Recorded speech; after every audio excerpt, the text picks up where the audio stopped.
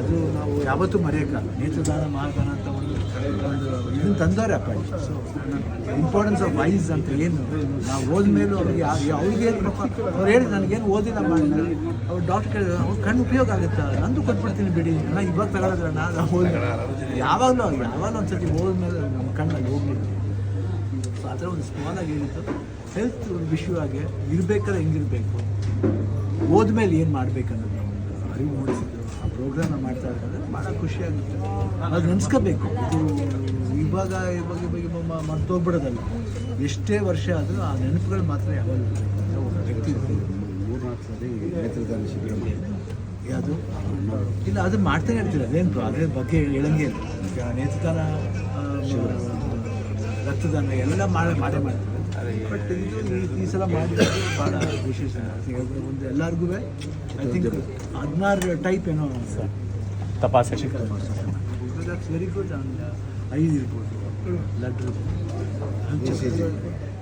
Everything, heart, I think very good. Sir ಬರಬೇಕಂದ್ರೆ ನಾನು ಸ್ವಲ್ಪ ಲೇಟಾಗಿ ಬಂದೆ ಇವತ್ತು. ಆ್ಯಕ್ಚುಲಿ ಶ್ರಮಿಸಬೇಕು. ಆ್ಯಕ್ಚುಲಿ ನನಗೆ ಹೇಳಿದೆ 9:30 ಬಂದು, ಇಲ್ಲ ಸರ್ ನಾನು 10:00 ಬರ್ತೀನಿ ಅಂತ. ನಾನು ಫ್ರ್ಯಾಂಕಾಗಿ ಹೇಳಿದೆ, ಇಲ್ಲ 9:30 ಬರೋಕ್ಕಲ್ಲ, 10:00 ಬರ್ತೀನಿ, ದಯವಿಟ್ಟು ಬೇಜಾರು ಮಾಡ್ತಾರೆ. ಅಣ್ಣ, ಈಗ ಅಪ್ಪಾಜಿ ಅವ್ರನ್ನ ಆರೋಗ್ಯದ ವಿಚಾರವಾಗಿ ಮಾತ್ರ ಅಲ್ಲ, ಸಾಕಷ್ಟು ಇಂಡಸ್ಟ್ರಿದು ಯಾವುದೇ ಸಂದರ್ಭ ಬಂದರೂ ಒಂದು ಮಾರ್ಗದರ್ಶಕರು ಅನ್ನೋಂಥದ್ದು ವಿಚಾರಗಳನ್ನ ಸಾಕಷ್ಟು ಪ್ರಸ್ತಾಪ. ಈಗಿನ ಇಂಡಸ್ಟ್ರಿ ಪರಿಸ್ಥಿತಿಗೆ ನಿಮ್ಗೆ ಹೆಂಗೆ ಅನ್ಸುತ್ತೆ ಈ ಸಂದರ್ಭಕ್ಕೆ? ಅಂದರೆ ಚೇಂಬರಲ್ಲಿ ಇದ್ದೀರಿ, ಸಹಜವಾಗಿ ಸಾಕಷ್ಟು ಸರಿ ಚರ್ಚೆಗೆ ಬರುತ್ತೆ. ಇಲ್ಲ ಆಗುತ್ತೆ, ಏನಾಗುತ್ತೆ, ಒಂದೊಂದು ಟೈಮ್ ಬರುತ್ತೆ, ಪೇಸ್ ಬರುತ್ತೆ. ಆ ಪೇಸ್ ನಾವು ಫಾಲೋ ಮಾಡಲೇಬೇಕು. ಅದು ಯಾರು ತಪ್ಪು ಹೇಳಿದ್ರೆ ನಾವು ಸೂಕ್ಷ್ಮ ಹೋಗೋದು ಕಷ್ಟ. ಅದು ಬಿಡಬೇಕು. ಆಗುತ್ತೆ ಬರುತ್ತೆ ಹೋಗುತ್ತೆ. ಸೊ ಬರಬೇಕಾದ್ರೆ ಫೇಸ್ ಮಾಡಬೇಕು. ಫೇಸ್ ಮಾಡಿ ಹೆಂಗೆ ಫೇಸ್ ಮಾಡಬೇಕಾದ್ರೆ ಪ್ರಾಪರಾಗಿ ಮಾಡಬೇಕು.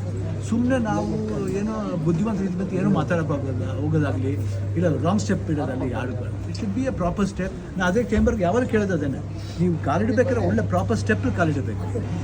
ಅವಸರಪಟ್ಟು ಏನೋ ನಾವು ಇವಾಗಿರೋ ಮೀಡಿಯಾ ಇದರಿಂದ ತುಂಬ ಕಷ್ಟ. So we have to be very careful. ಜನಗಳಿಗೆ ನಾವು ಆನ್ಸರ್ ಮಾಡಬೇಕು.